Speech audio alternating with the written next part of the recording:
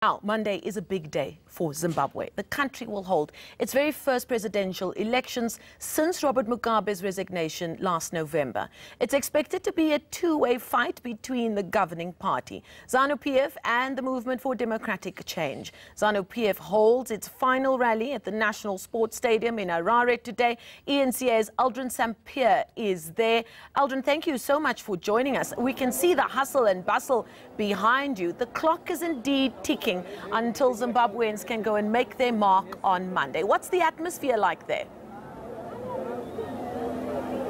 Well, yes, a lot of excitement, as you said, the hustle and bustle, a hive of activity. Just looking at the thousands of Zanu-PF supporters who arrived in the early hours of the morning, as early as around 6 a.m. this morning. And then on the other side, you have some of the vendors who are selling food here, who've come out as early as 5 a.m. As you can see that the fires are burning and the fires are being stoked. Literally just before the elections, as we indicated, less than 3 days to go to those historic elections, 2 days to be precise, before 5.5 million Zimbabweans will be heading to the polls.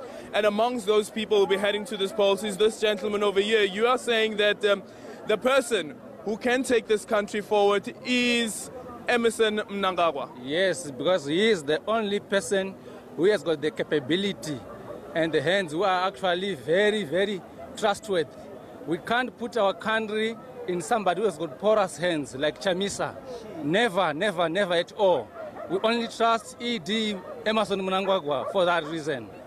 But what do you make of Emmerson Mnangagwa, who has been part of the Zanu-PF government since 1980?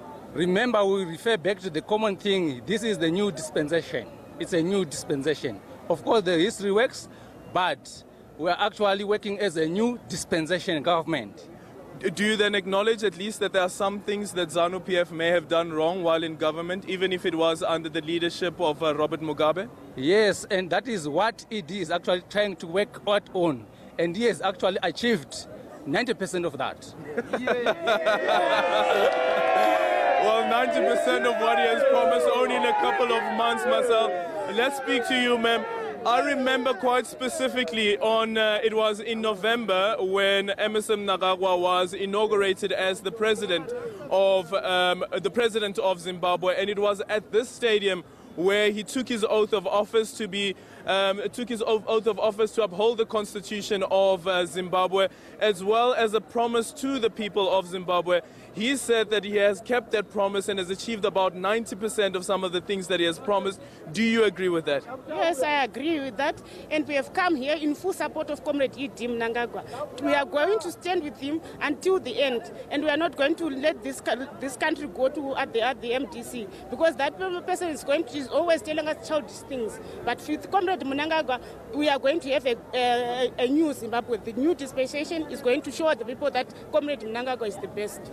Speaking actually about the MDC Alliance's presidential candidate, there's also been some accusations that he has hurled insults against females, quite specifically as well the Electoral Commission's chairperson. How do you respond to that? Do you feel at all that he has insulted women?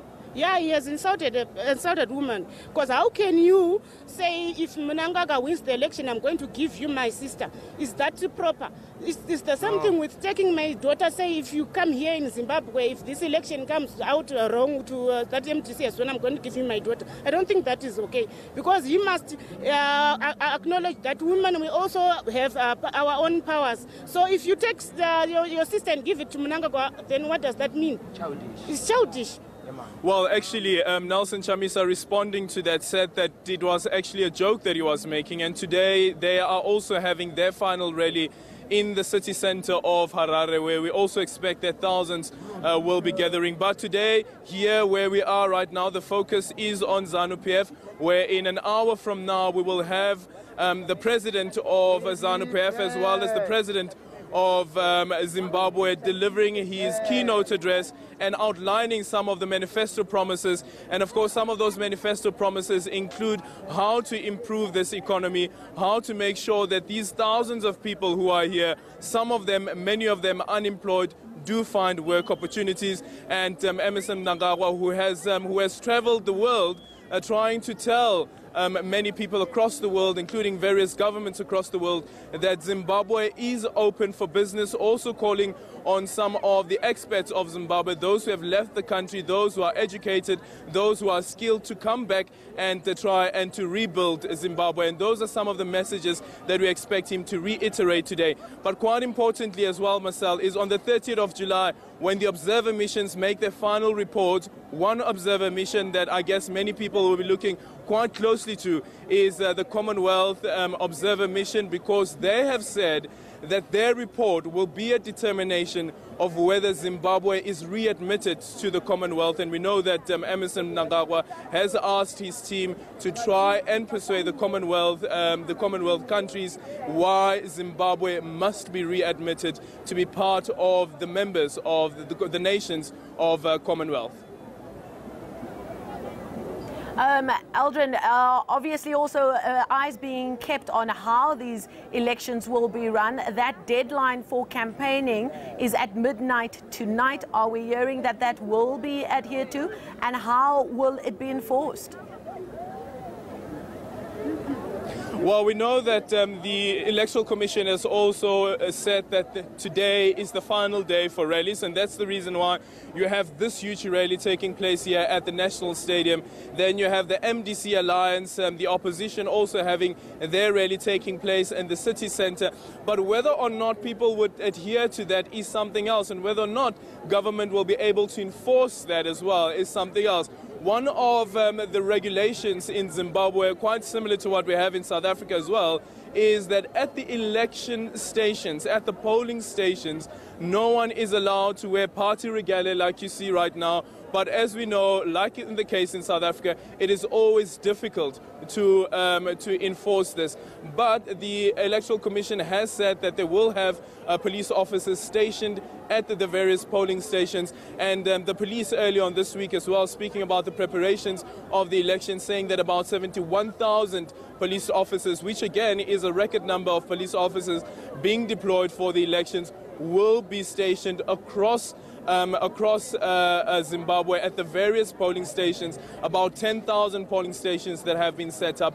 But quite importantly, will they be able to enforce the rules and the laws of this country when it comes to the issue of voting and ensuring that this voting is free, fair, and most importantly, peaceful. We know that it has been generally peaceful leading up to the elections, and the police reporting that only about 160 cases of assault have been reported to them.